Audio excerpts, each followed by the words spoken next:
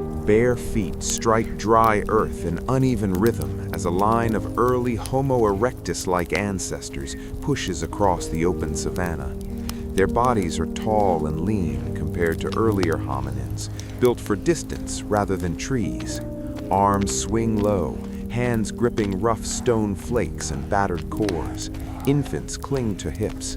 An elder limps in the center, supported by two younger adults who refuse to leave him behind. Above them, the sun burns without mercy. Ahead, the land stretches wide and empty. They are migrating because staying meant death. Behind them lies a drying basin where game vanished and water holes turned to cracked clay. Hunger drove them forward days ago. Now endurance is the only weapon they have left. One adult pauses, crouching low, pressing fingers into the dust. A track, fresh antelope. Heads lift. The band shifts direction instantly, the entire group bending like a single body toward the chance of meat. They spread out, not in strategy born of language, but instinct sharpened by generations. One figure creeps closer, stone flake held tight, eyes fixed on the twitching legs ahead. But before the band can close the distance, the wind changes. The antelope bolts, dust explodes. The chase lasts seconds, not miles. The animal is gone. Energy bleeds away with every failed attempt. The group regathers, shoulders slumped, ribs showing through skin. A juvenile stumbles. A female lifts him without hesitation, adding his weight to her own. The march resumes. Survival means never stopping. By midday, heat turns the savanna into a shimmering blade. The band reaches a shallow river, more mud than water.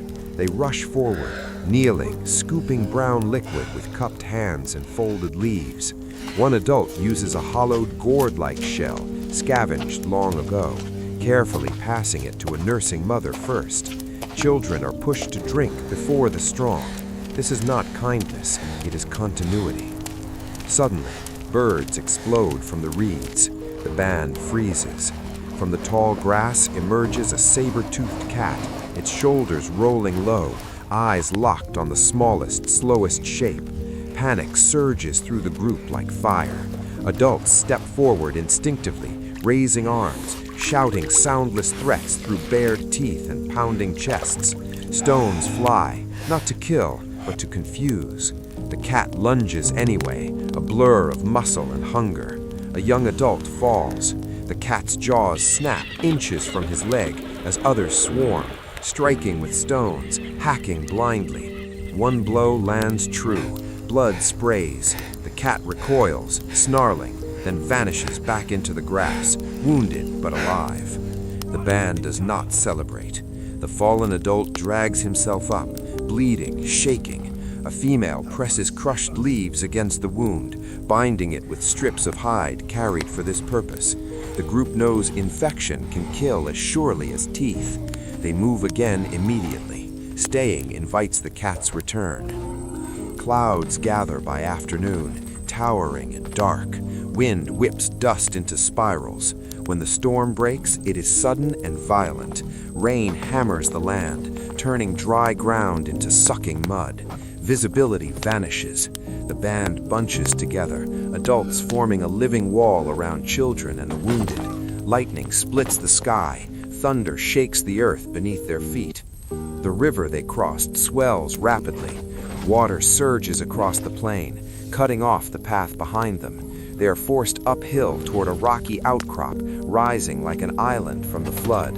Slipping, clawing, they climb as water races at their heels. One infant nearly slips free, but a hand catches him at the last moment, fingers digging deep, refusing to let go.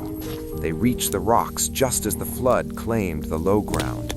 Night falls fast after the storm. The temperature drops. The band huddles in a shallow overhang, soaked, shivering. There is no fire. Control of flame is still uncertain, occasional, precious. Bodies press together for warmth. The wounded adult groans silently, eyes wide with pain. An elder rubs ash from an old burned log, saved for its bitter smell, into the wound. A crude attempt to ward off rot. In the darkness, eyes glow.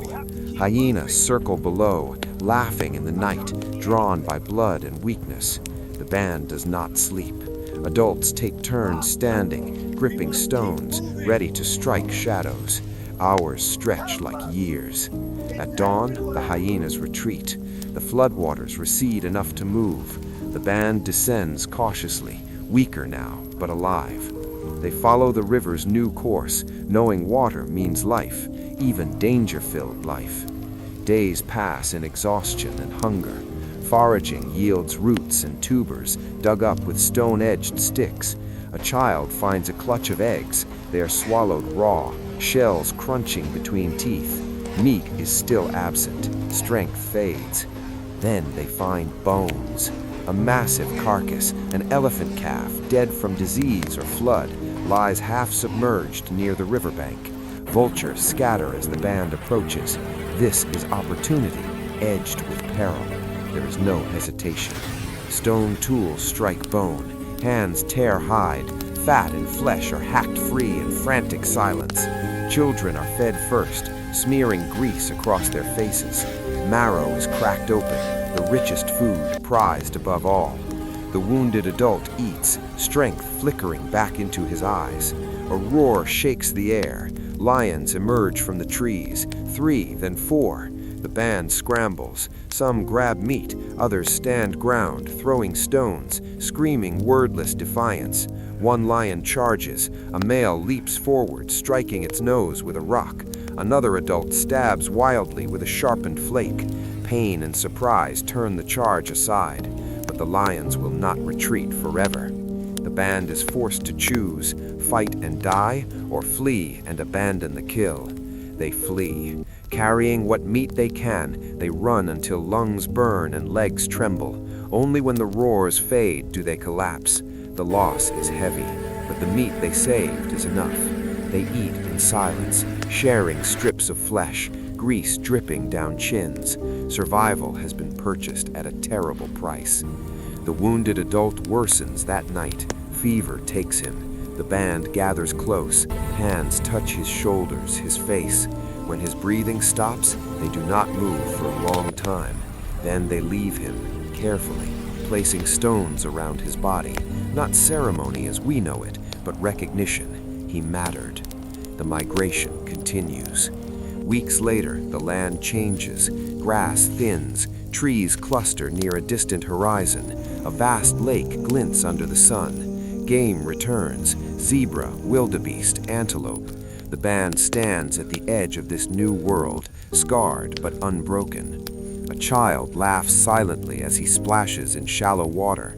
Adults watch, tension slowly loosening. The elder, still alive, kneels and drinks deeply.